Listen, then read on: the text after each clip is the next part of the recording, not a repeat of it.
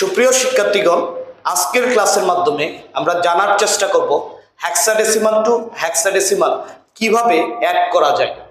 এটার জন্য আমার একটি ছোট্ট নোট রয়েছে। নোটটি হলো 2 বা ততোধিক সংখ্যার যোগফল 15 এর বেশি হলে 16 বিয়োগ করতে হবে এবং ক্যারি 1 থাকবে। তোমাদের অনেকের কাছে প্রশ্ন হতে পারে যোগফল 15 কেন? কারণ হেক্সাডেসিমালের বেস হচ্ছে 16 এবং সর্বোচ্চ সংখ্যা হচ্ছে 15। এই জন্য আমাকে 15 যোগফল 15 এবং বেসটা বাদ দিতে হবে। যখন আমরা বেস বাদ দিব তখন আমাদের হাতে ক্যারি কি থাকবে? 1। চলো আমরা একটা ম্যাথের মাধ্যমে জানার চেষ্টা করি। ধরো হেক্সাডেসিমালে লিখলাম BA এবং লিখলাম CA আই মিন বাবা চাচা।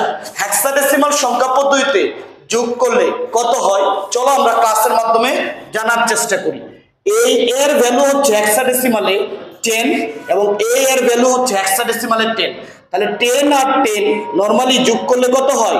20। এটা অবশ্যই 15 বেশি, তাহলে আমাকে বেস বাদ দিতে হবে। 16 বাদ দিলাম, তাহলে হবে বিয়োগফল কত হবে?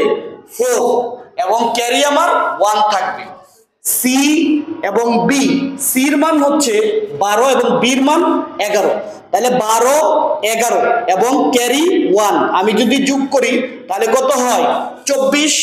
2, 2, 4, 1, 1, 24। এটা অবশ্যই 15 বেশি, তাহলে আমাকে 16 বাদ দিতে হবে। তাহলে দেখো কত হয়? এটা হয় 8। তাহলে এই জায়গায় কত হবে? 8। ক্যারি থাকবে 1।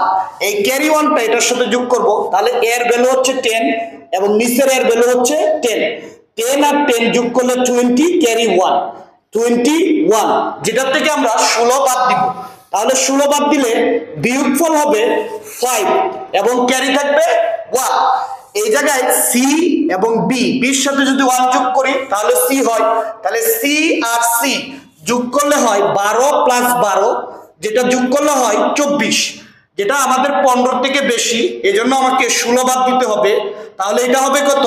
8 এবং ক্যারি 1। আশা করি পরবর্তী কোনো ক্লাসে হেক্সাডেসিমাল টু হেক্সাডেসিমাল আরো বিস্তারিত তোমরা জানতে পারবে। ধন্যবাদ।